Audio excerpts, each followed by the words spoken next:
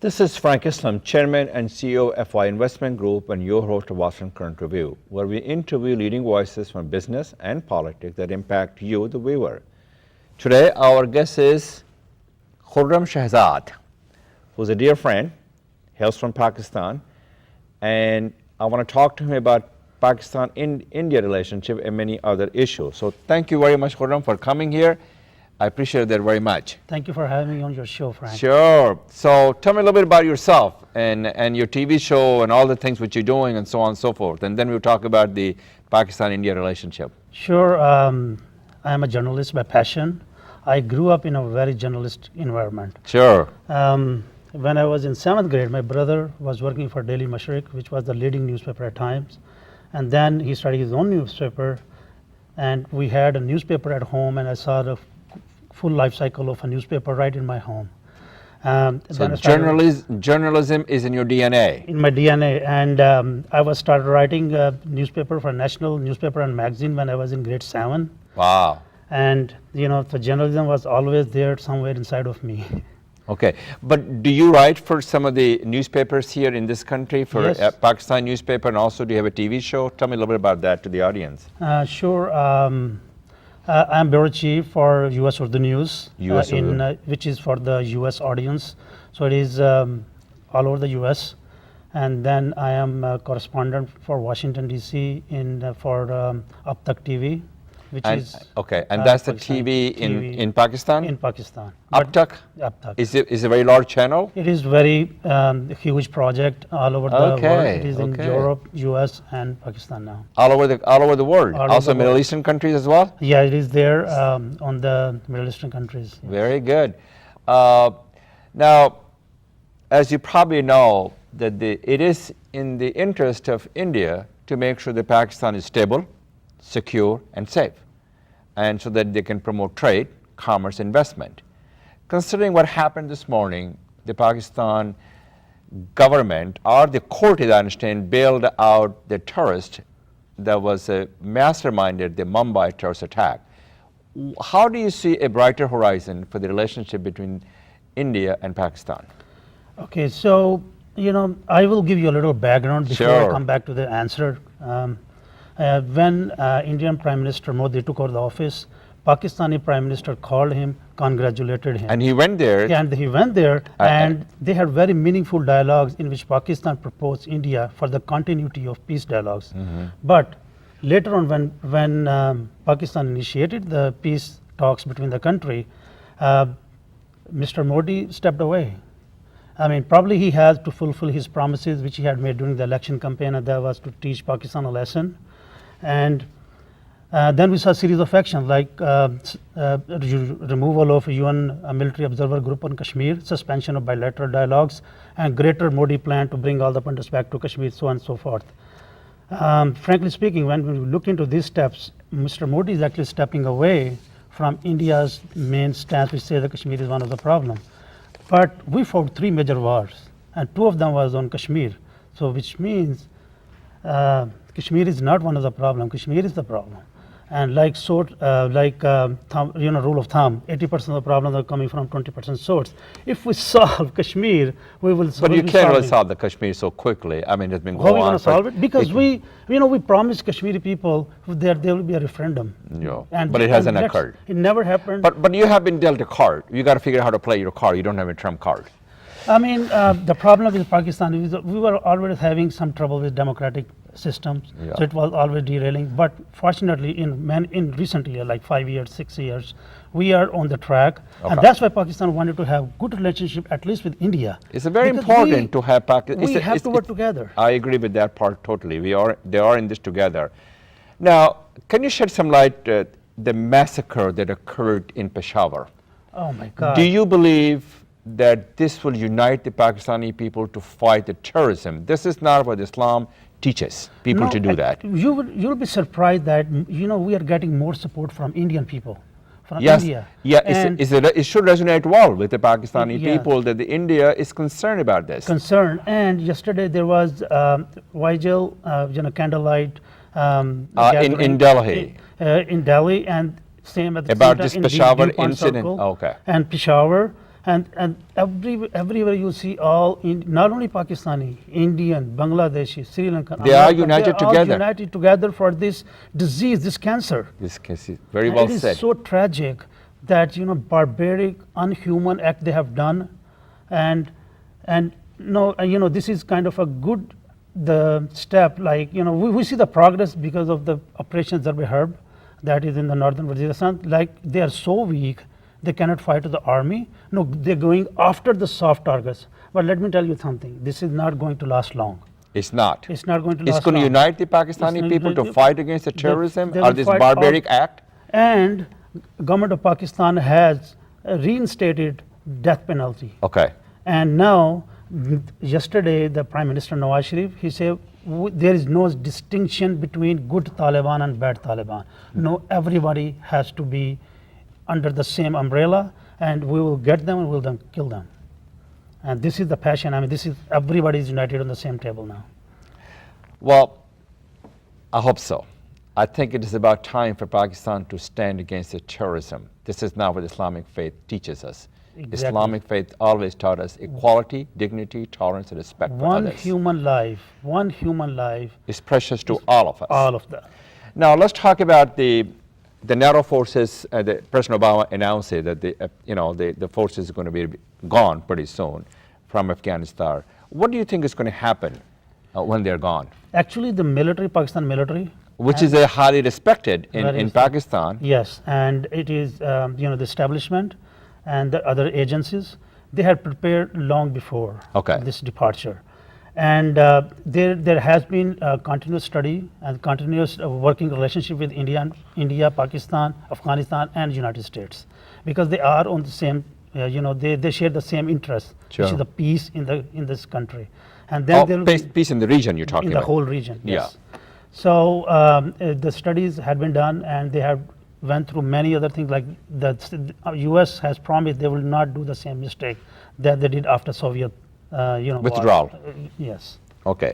Now, I want to talk a little bit about the two items. The protests which is going on.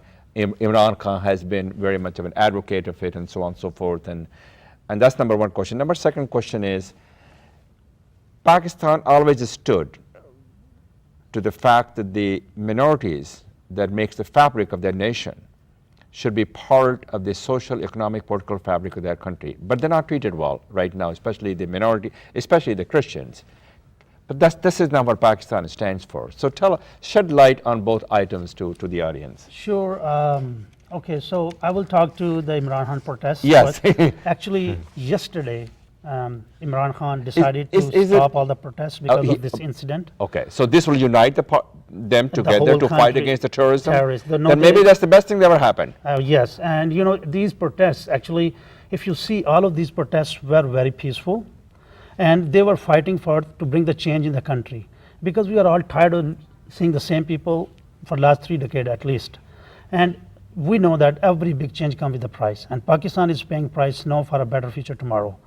Now, coming back to the change, I don't see much of the progress in near future, but Pakistan Tehreek-e-Insaf, which is PTI, Imran Khan's party, they might have a luck in 10 years, after 10 years or so, because it's a slow process for the change. And So he has to wait for his turn. I mean, we want to get, I'm not affiliated with PTI or any Okay. other political Sure, parties. sure. But, I am affiliated with my country. So whatever is best for the interest of the country, we should be following. So we need a change at this moment. Okay. These crises on these minorities, Yeah, especially the Christians. Christian, Ahmadis, Yeah. And the many- Shiite, in and the the Shiite. Shias in some of the regions, but it is very shocking to see all this series of events in a very small time frame. And but if you look into the realities, I'm telling you the real realities. The reality is most of these crimes were done for personal reasons and then framed into blasphemy. But frankly speaking, I will blame electronic media to broadcast it without enough evidences, and then uneducated people take matter into their own hands, and things get worse and worse. Government of Pakistan is doing its best, but again, I mean, it takes time. The crisis. But you're against what they're doing, this kind of a violence which is happening against the minorities. When our Prophet Muhammad sallallahu alaihi wasallam, when he went to Makkah after victory, he treated equally for all people. So there was no minority. There were no this is he's minority and he will be slave. No, they were all equally treated. So he built the bridges of understanding and cooperation with the various faiths. And if you see, that's what Islamic faith teaches. Islamic faith. Okay. And if you see the Pakistani flag, the white color is for minority, but because of some very unfortunate incidents, we are very far away from. So let's talk about the Pakistani diaspora in this country. There's a fairly large number of the Pakistani American in this country. How do you think they can help to overcome some of the challenges that the Pakistan faces?